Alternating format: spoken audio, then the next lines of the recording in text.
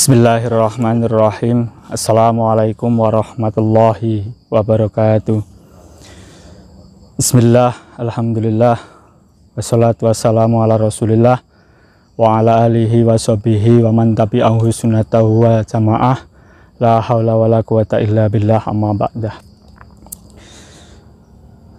Para pemirsa dimanapun Anda berada, marilah kita bersama-sama selalu senantiasa memanjatkan rasa syukur kita kepada Allah Subhanahu wa Ta'ala yang telah memberikan kita kenikmatan berupa kesehatan, baik kesehatan zahiriyah maupun kesehatan rohaniyah, sehingga kita semua dapat melaksanakan aktivitas, baik aktivitas ubudiyah maupun aktivitas muamalah. Sebab banyak sekali saudara-saudara kita kadang-kadang diberi kesehatan secara rohaniyah, punya niat, punya kemauan, punya keinginan, akan tetapi tidak disertai dengan kesehatan jasmaniah, sehingga akan terbengkalai sebuah rutinitas dan aktivitas. Begitu juga sebaliknya, banyak sekali saudara-saudara kita yang diberi kesehatan secara jasmaniah, akan tetapi tidak diikuti atau disertai dengan kesehatan rohaniyah, sehingga mustahil akan terlaksana sebuah rutinitas maupun aktivitas. Kita sebagai seorang muslim yang diberi kenikmatan ini berupa kesehatan, sudah seharusnya, sudah sepantasnya kita mensyukuri nikmat yang telah diberikan kepada ini, dan mudah-mudahan kenikmatan yang kita syukuri ini bisa membawa kenikmatan-kenikmatan yang lain, bisa membukakan pintu kenikmatan-kenikmatan yang lebih besar, bisa menarik kenikmatan-kenikmatan yang berlipat ganda. Sebagaimana dalam Al-Quran sudah dijelaskan, la in syakaratum la azidannakum, sesungguhnya barang siapa yang mau bersyukur kepada Allah, maka Allah akan melipat gandakan kenikmatannya tersebut.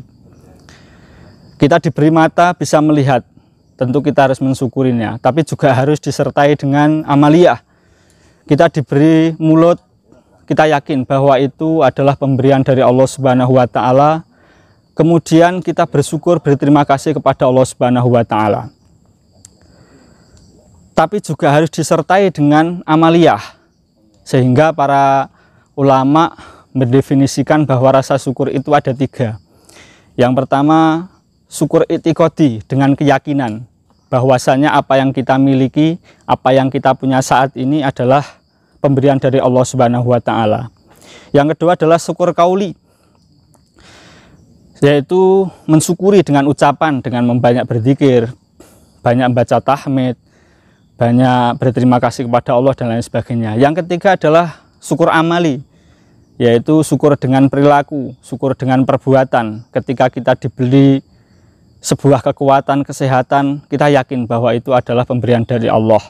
Kemudian kita mengucapkan syukur alhamdulillah, tapi juga disertai dengan syukur amaliyah, yaitu melaksanakan perintah-perintahnya. Salah satunya adalah bulan Ramadan ini, yaitu bulan yang penuh mulia, bulan yang penuh berkah, bulan yang penuh ampunan, bulan yang penuh rahmat.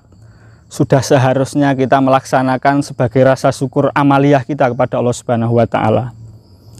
Sebagaimana dalam sebuah hadis dijelaskan, syahrul Ramadan awaluhu rahmah, wa awsatuhu maghfirah, wa akhiruhu itqu minan nar.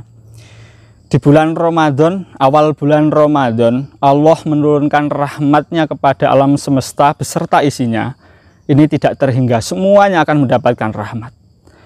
Baik itu pejabat maupun itu penjual tomat, baik itu rakyat maupun camat, semuanya akan mendapatkan rahmatnya di bulan Ramadan. Contoh yang logis, contoh yang kecil saja, contoh yang masuk akal saja. Ketika awal bulan Ramadan datang, ini rata-rata para pedagang omsetnya naik, penjual sayuran omsetnya naik, penjual sembako omsetnya bertambah, penjual pakaian omsetnya bertambah, pengguna jasa transportasi ketika bulan Ramadan juga naik. Walaupun di tengah-tengah pandemi COVID-19 ini ada beberapa problem sehingga menyebabkan penghasilan tersebut menurun, akan tetapi Allah masih memberikan kenikmatan, kerahmatan kepada manusia melalui jalur beberapa pintu yang tidak kita ketahui. Min haitsu la yahtasib, beberapa pintu yang kita tidak ketahui. Salah satunya adalah pemerintah untuk saat ini menggelontorkan yang namanya bantuan langsung tunai, mulai dari APBN, APBD provinsi, APBD daerah dan desa. Ini menunjukkan bahwa rahmatnya Allah melalui wasilah para pemerintah, baik pemerintah pusat maupun pemerintah desa. Ini menunjukkan bahwa rahmatnya diberikan kepada kita itu sangat luar biasa. Itu masalah urusan duniawi, masalah urusan akhirat, masalah urusan ubudiyah. Allah juga melipat gandakan ketika bulan Ramadan.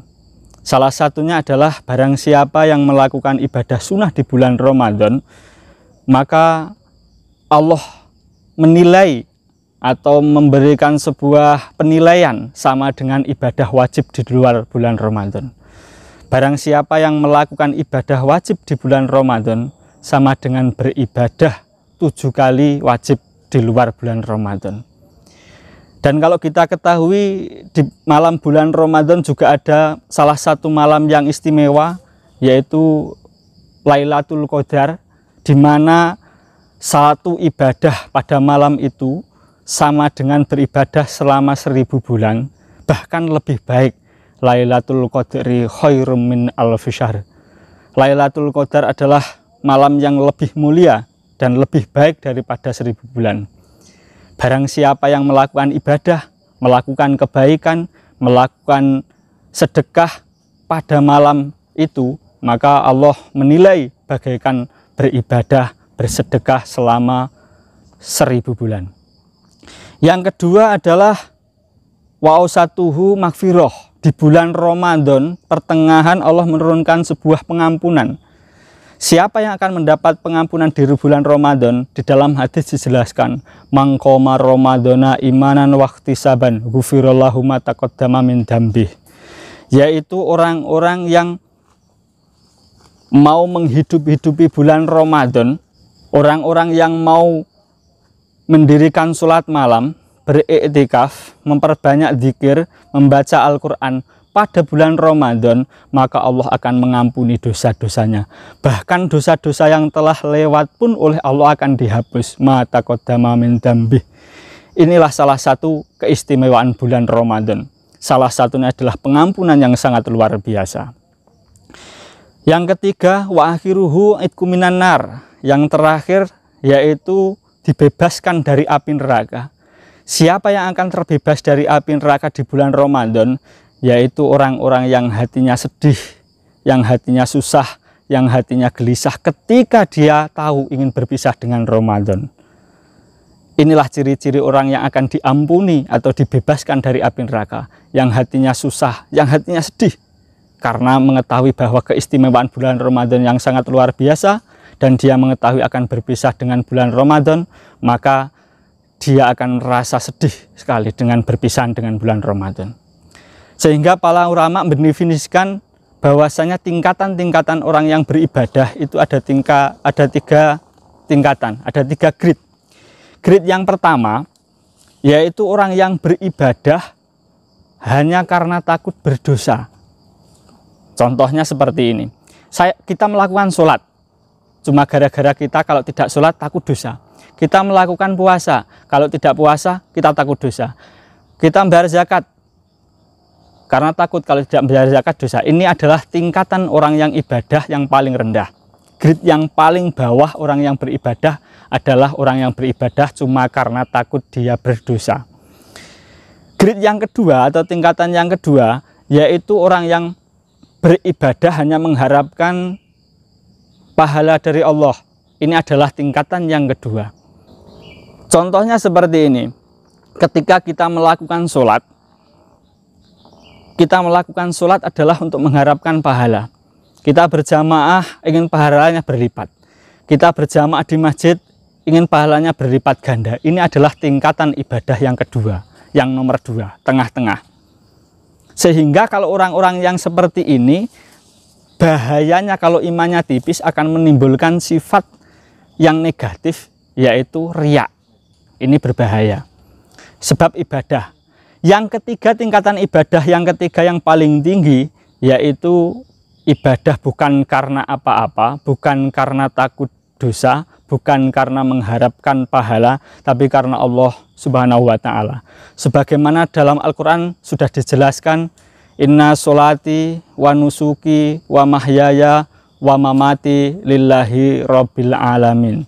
Sesungguhnya sholatku, ibadahku, hidup dan matiku lillahi rabbil alamin. Semata-mata kita beribadah, semata-mata kita melakukan sholat, semata-mata kita hidup dan mati ini cuma karena Allah Ta'ala, bukan karena apa-apa. Ini adalah ibadah-ibadah orang yang paling tinggi.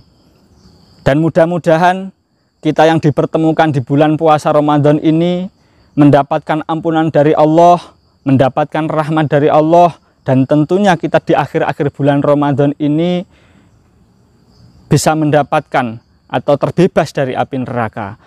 Mudah-mudahan kita semua dimanapun Anda berada, dimanapun kita berada, selalu ingat kepada Allah, selalu berzikir kepada Allah, bahwasanya apapun yang kita lakukan hanya karena Allah semata-mata. Akhirul kalam, wallahu muwaffiq ila aqwamit thoriq. Wassalamualaikum warahmatullahi wabarakatuh.